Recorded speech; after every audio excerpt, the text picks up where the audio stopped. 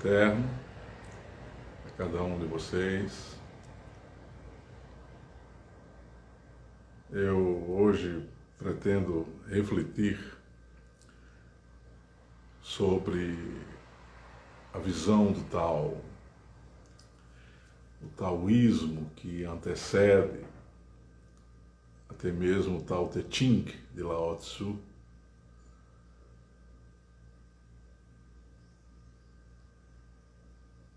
Tao Te Ching pode ser, Tao Te Ching não, o Tao pode ser melhor compreendido numa obra chamada I Ching, que é o livro das mutações e que é um livro de vaticínios, que é um livro de pré-cognições, de arranjos divinatórios, mas também de ensinamentos sapienciais, vamos assim dizer. O Ching, o Tao Te Ching, o Tao Te Ching de Lao Tzu, os paradoxos de Chuang Tzu formam uma tríade indispensável ao entendimento da visão do Tao.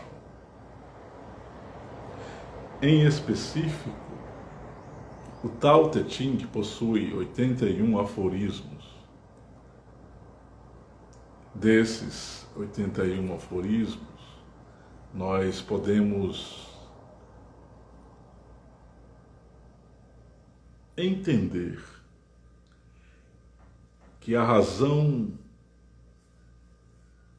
pela qual a vida pode ser compreendida se dá por algo que não tem um valor ou uma característica estática. A visão precípua do Tao é fluxo. O que é engraçado que um filósofo da natureza, um fisicói, um filósofo pré-socrático como Heráclito de Éfeso, vai defender a tese do Pantarrei, ou seja, tudo é fluxo. Mas no Tao Te Ching, o Tao Te Ching, você percebe a preocupação de Lao Tzu em não afirmar verdades, em capturar alguns fatos do cotidiano, criando analogias com aspectos metafísicos e com aspectos da realidade horizontal, para tentar estabelecer um critério mínimo de entendimento sobre a vida. Isso não é encontrado, por exemplo, nos Analectos de Confúcio. Há nos Analectos um caráter mais ordenado, uma maior sistematização do pensamento. Lao Tzu não estava preocupado em sistematizar nada, apenas em compreender que existe um Tao que concerne ao ser humano, existe um Tao que concerne ao universo, e existe um Tao que precisa ser criado. Nesses 81 aforismos do Tao Te Ching, em algumas passagens do I Ching, em alguns trechos do pensamento de Chuang Tzu, ou Chuang Tse, nós vamos perceber que esse Tao não pode ser definido porque a característica base do Tao é ser um processo que se renova incessantemente. Então, se nós fôssemos estabelecer um critério ontológico, metafísico, teológico do Tao, ele seria totalmente inadequado para uma teologia como nós a conhecemos aqui no Ocidente, já que a visão do Tao não se pressupõe baseada num Deus imutável. Pelo contrário, esse Tao, ele se define, ele se conecta, vamos assim dizer, com uma relação de não de causa e efeito, mas uma relação de instantaneidade da percepção. A cada frame na realidade, a cada aspecto da realidade, o observador ou aquele que contempla com o objetivo de entender a razão de ser das coisas, esse observador, esse indivíduo, ele não pode agarrar na inteireza esse processo da realidade, esse todo, porque esse todo lhe escapa inevitavelmente. Implica nisso, ou isso implica, que qualquer definição que o ser humano faça a respeito de aspectos metafísicos, na visão do Tao, é algo absolutamente inadequado. Mas o que acontece com o pensamento humano no decorrer das eras, ou do fluxo do desenvolvimento cultural e da própria percepção que ele tem sobre a realidade? Ele costuma criar conceitos fixos.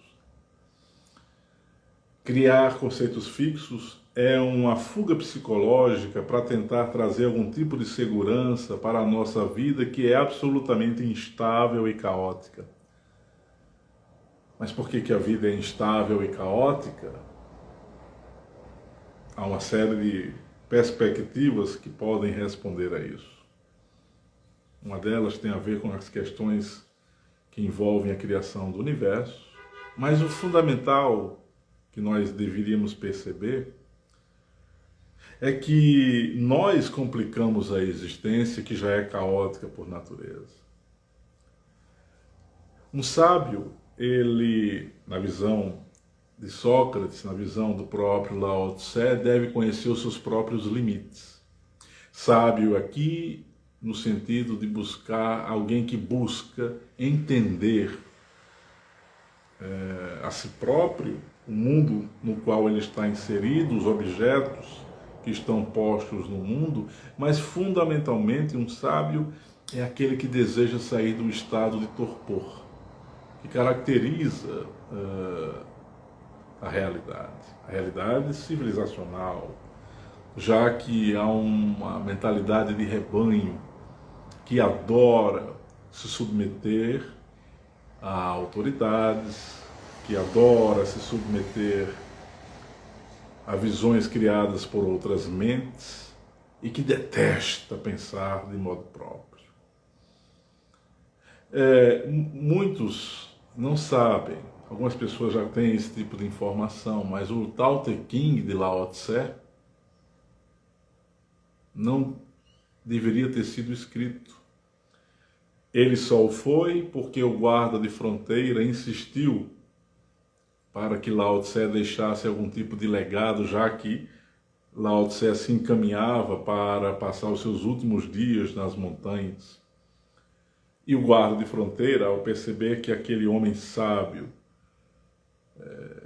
afamado como alguém extremamente lúcido, estava se encaminhando para os seus últimos instantes, ou os seus últimos momentos nas montanhas, implora Lao Tse para que ele deixe algum tipo de texto, alguma escritura que representasse o pensamento que Lao Tzu tinha a respeito da realidade. O que é mais paradoxal e engraçado na percepção do Tao é que ele não pode ser nomeado. É a primeira frase, o primeiro aforismo.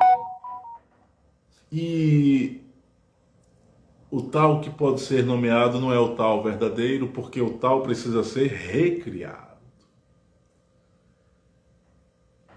E essa ressignificação do Tao implica no uso consciente da energia. Que energia? Nós humanos somos dotados da condição psíquica de desenvolver, através da imaginação, novas faces da realidade, através do uso racional, a compreensão prudente a respeito daquilo que nós vivenciamos, mas também somos capazes de nos utilizarmos da vontade para impor um propósito a nós mesmos, que dê a cada uma das nossas vivências uma razão de ser. Vontade, imaginação e razão são o aspecto essencial da energia que permeia o Tao. Mas o Tao não pode ser nomeado. Esses aspectos aqui, ainda que possam ser próximos de uma visão a respeito do Tao, a respeito da essência das coisas, não é ainda a essência que permeia a razão de ser de tudo que existe. Talvez essa tenha sido a maior contribuição que Lao Tse ou Lao Tzu ofertou ao mundo. Ele se compara a Nietzsche, ele se compara a Sócrates, em não dar definições cabais, em não gerar definições cabais. Como somos uma espécie acostumada a definições, a ter certezas, a criar opiniões sobre tudo, a ignorar a diversidade do pensamento alheio, somos incapazes de entender a profundidade do pensamento de um Lao Tse. Por quê? Porque achamos que a nossa vida já é suficiente, que o tipo de condição existencial que nos caracteriza já é suficiente.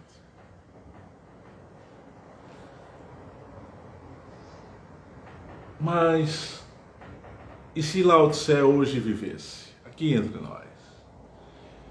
Como ele se comportaria diante da instantaneidade das redes sociais, do mundo virtual, desse mundo tecnologicamente bem posto, mas vazio de consciência espiritual e de desenvolvimento ético? Talvez Lao Tse se revoltasse e entrasse na fila dos Nietzsches, né, se tornasse um Nietzsche.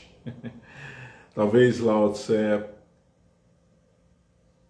ponderasse bastante a respeito do mundo no qual ele fez parte e do mundo que agora ele faz. E o mais triste é a gente perceber que não há espaços para Lao Tse no tempo vigente. Porque, em verdade,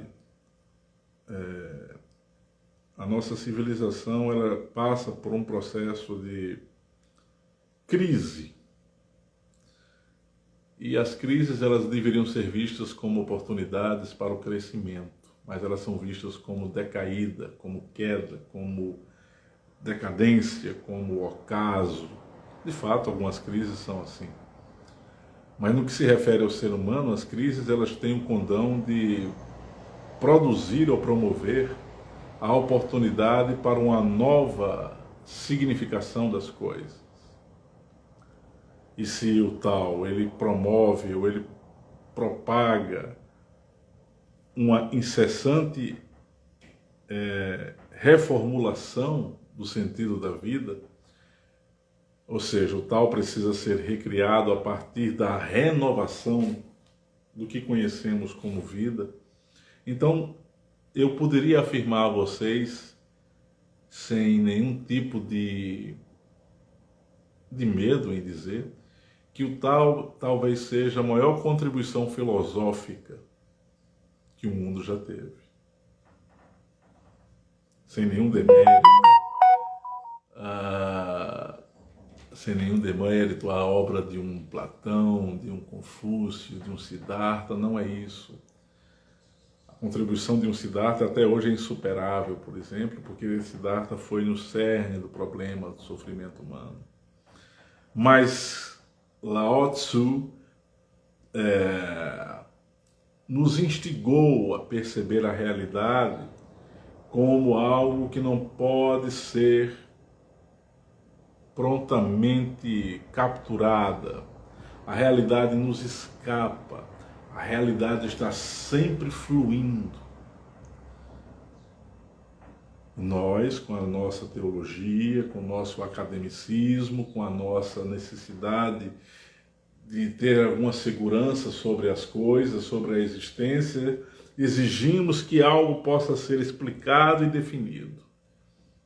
Qualquer explicação, ela deveria ser, ou qualquer conclusão, ou qualquer definição, ela deveria ter a boa pretensão de não concluir e definir absolutamente nada. Lao Tzu, quando afirma que o verdadeiro homem é aquele que é capaz de se sentir sensível aos menores estímulos da vida e ao mesmo tempo se manter duro, rígido, forte diante dos reveses, também nos instiga, também nos estimula a pensar a vida como uma relação de adaptabilidade. Nós temos que desenvolver a condição adaptável. Nós precisamos ser adaptáveis. Mas por que precisamos ser adaptáveis? Talvez precisemos nos tornar adaptáveis justamente porque a vida ela se baseia na ausência de uma harmonia plena. Ela se baseia numa instabilidade, numa incongruência, numa assimetria dos processos. Como você fala em assimetria? Assimetria de processos quer dizer que a qualquer momento a gente pode sofrer o choque de um asteroide cair na Terra e é um processo assimétrico, caótico, né? Você pode sofrer um acidente e deixar de existir para esse mundo. Então você acredita no acaso ao invés de um propósito? Não, o propósito é o tal. O acaso é a manifestação estranha e anômala de como esse propósito se manifesta. Mas deveria ser assim? Penso que não. É assim por uma série de fatores. Primeiro, por fatores ligados ao modo como o universo foi gerado. E talvez o universo tenha sido gerado com falhas. E talvez o universo ele tenha sido gerado propositadamente dessa forma para que os seres que nele estão interagindo possam ressignificar esse universo incessantemente. É um absurdo pensar isso, mas é uma hipótese. Precisamos recuperar, quando eu falo precisamos recuperar, né, é um tom imperativo, não é? Mas é apenas uma forma de expressão. Mas penso que seria de muito bom alvitre que nós recuperássemos a capacidade de pensar a realidade como fluida, a realidade indefinida.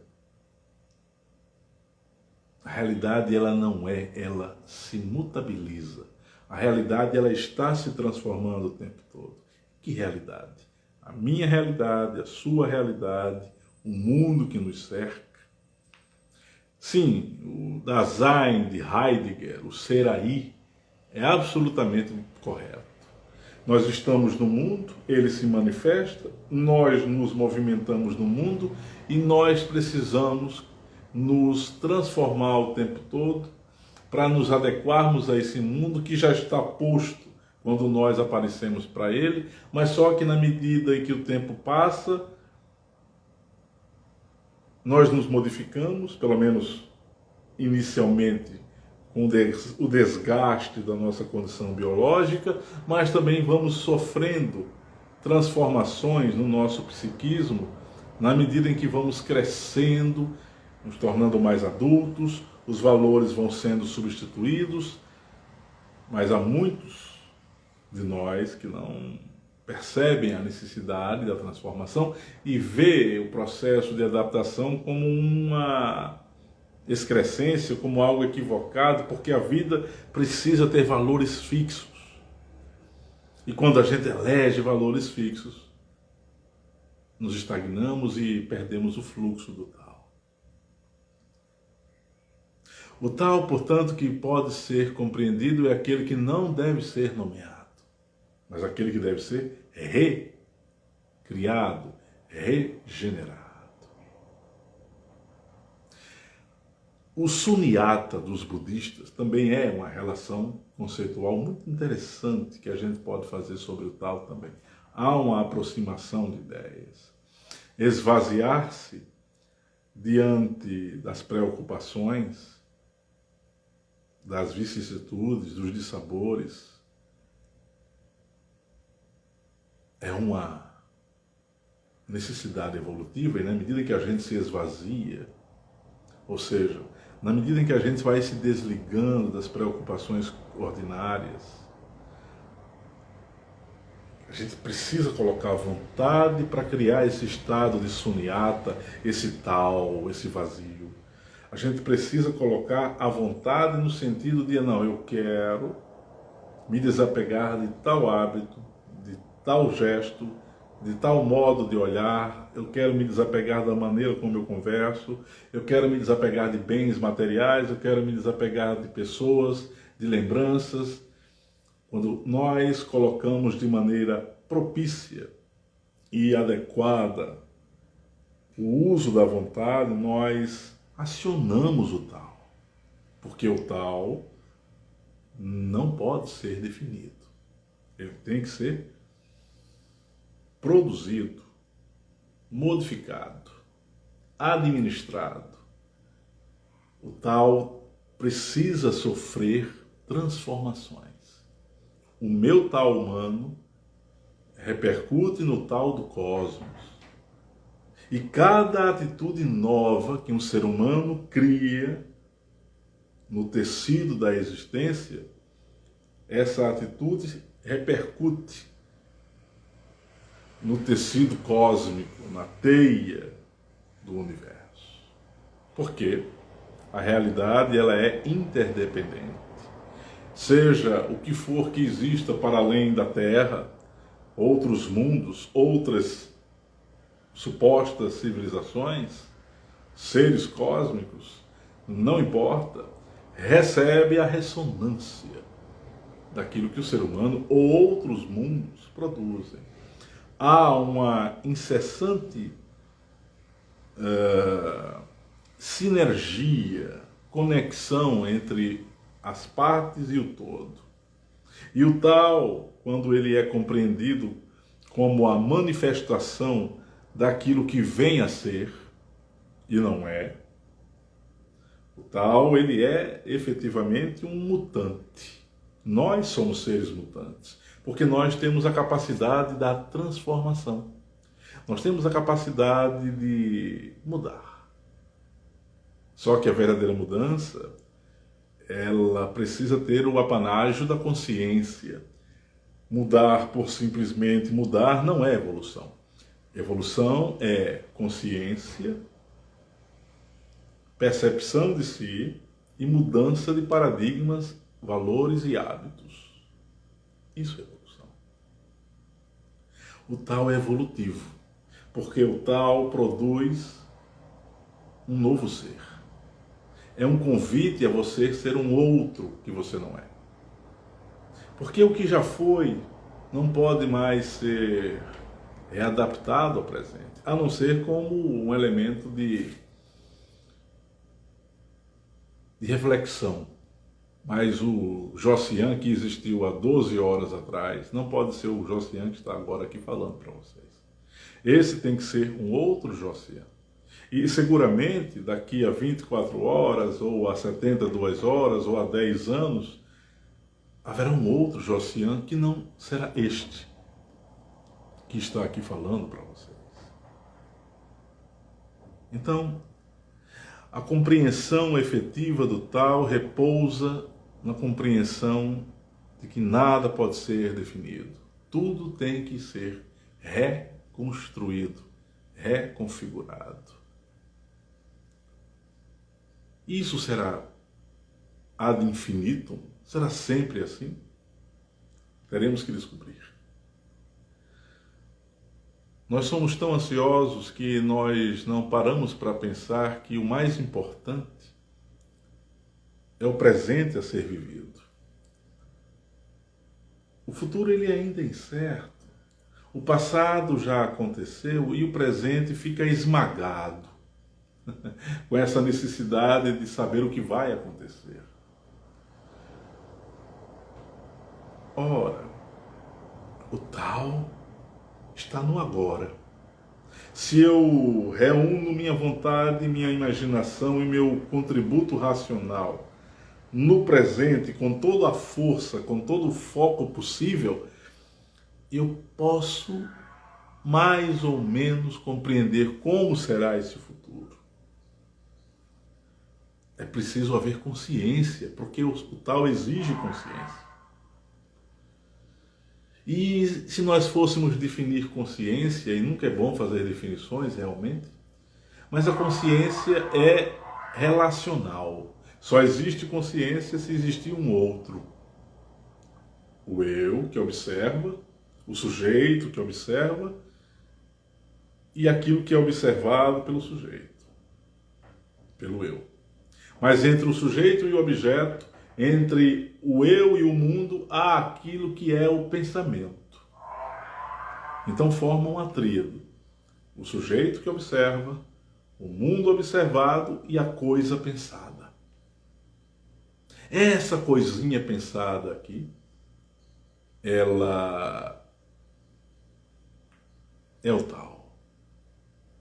Numa perspectiva, todos os três são o tal, porque existe o tal do mundo, o tal do eu e a coisa pensada. Mas a coisa pensada é o molde, é a matéria bruta a ser trabalhada. O pensamento pode ser memória, como diria Krishnamurti, mas é através do pensamento que se renova que nós podemos gerar um novo contributo para a realidade. Pensar de maneira fluida, pensar de um modo desapegado de coisas dogmáticas e fixas é pensar de verdade. Eu afirmo isso, mas isso, nessas palavras que eu acabei de proferir, há uma certa contradição, porque parece que já estabeleci uma verdade. E aí os orientais fazem de muito bom tom, fazem algo de muito boa prudência em silenciar.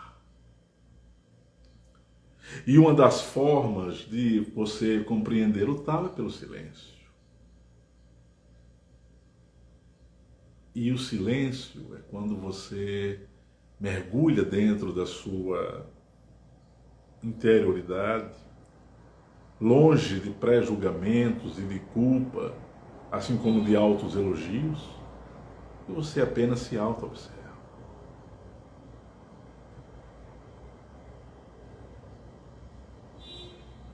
E a auto-observação autêntica é a autoaceitação daquilo que você é. Sem firulas, sem floreios sobre si mesmo, encarar-se com as próprias debilidades e virtudes é autopercepção genuína e autêntica. E autopercepção é acesso ao tal.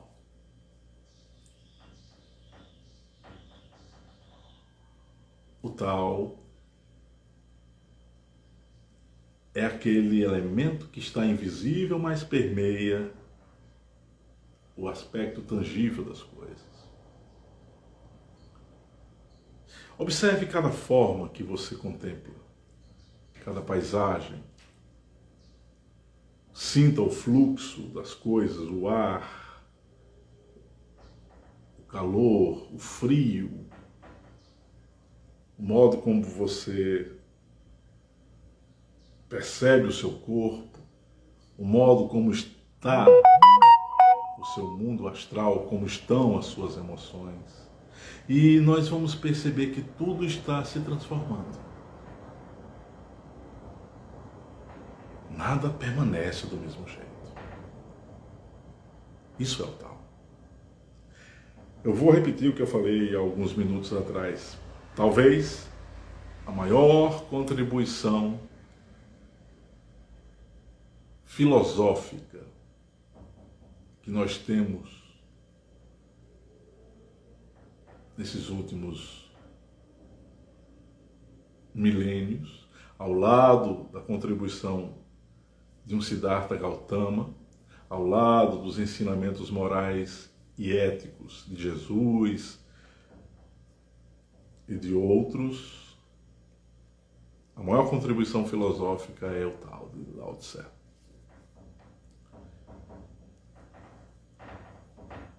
Há um aforismo que Lao Tse coloca no Tao Te Ching, que eu estou tentando me recordar aqui, eu vou dizer com as minhas palavras, ok? Ele afirma mais ou menos assim: o Tao é como a imensidão das estrelas, mas nunca se deve esquecer que os desertos, os mares, contemplam o próprio Tao. O Tao está na ausência e na plenitude de todas as coisas, e você não pode deixar de encontrá-lo, mas também não pode capturá-lo. É mais ou menos isso.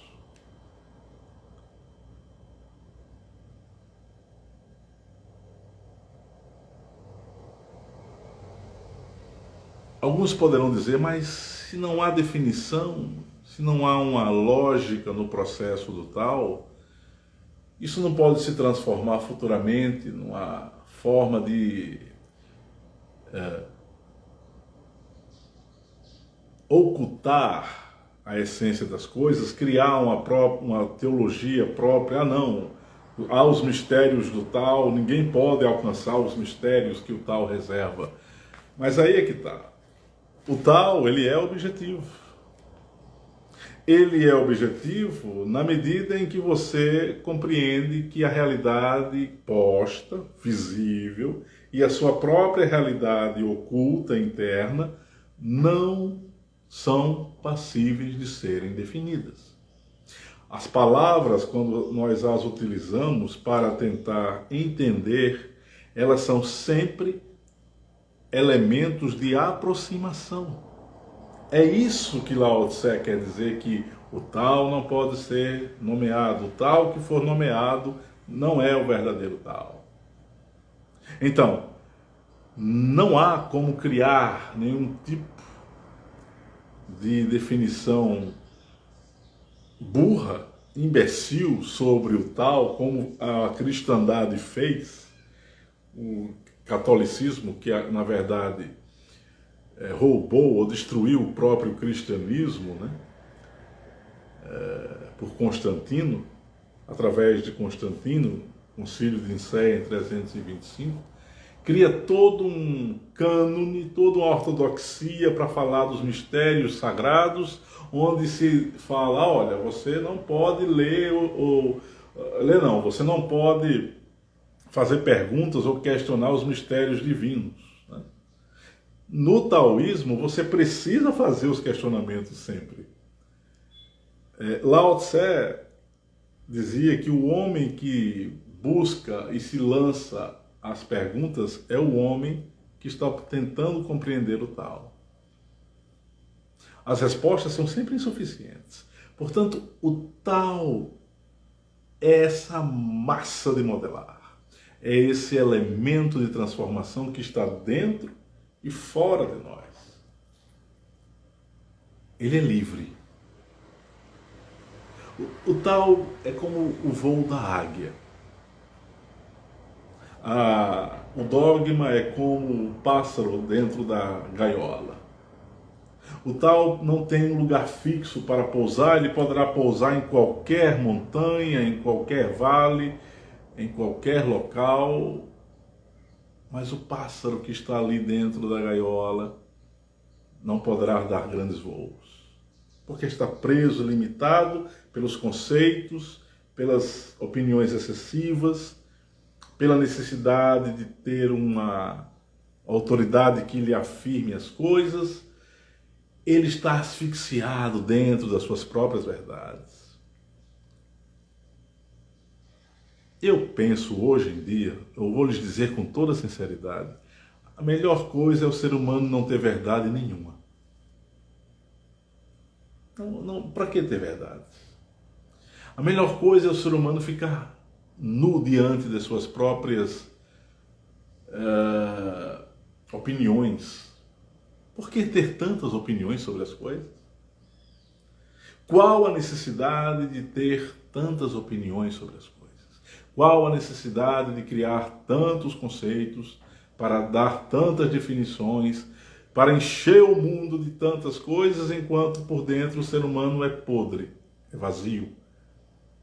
Enquanto nós fizermos esse tipo de atitude, né, nos enchermos de conceitos e de ideias e nos tornarmos superficiais por dentro, o ser humano vai ser sempre, entre aspas, uma caricatura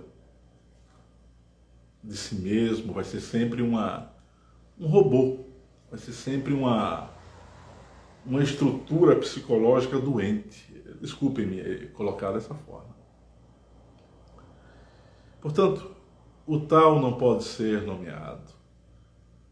O verdadeiro tal é aquele que precisa ser criado, regenerado, recontemplado. Recontemplado não existe, mas seria uma nova face na contemplação das coisas, né? É isso que eu hoje lhes trago como foco reflexivo. Caso não achem pertinente, eu vou dar por encerrado aqui esse nosso vídeo e espero ter contribuído para uma maior compreensão a respeito do Tao de Lao Tse. Isso também é errado, não é o Tao de Lao Tse, é o Tao. Eu faço apenas uma homenagem ao mestre, né? Porque de fato, sem a contribuição que Lao Tse ofertou, assim como de Chuang Tse, assim como o I Ching, mas a contribuição dele é maior, é superlativa, né? O Tao Te Ching, ele tem uma força, ele tem um vigor filosófico que é extremamente atual, necessário. Eu diria que é uma obra atemporal, né? Ela supera a cronologia, ela supera as eras, os aspectos culturais, enfim. Um abraço fraterno no coração de cada um de vocês. Em outro momento a gente retornará para mais uma reflexão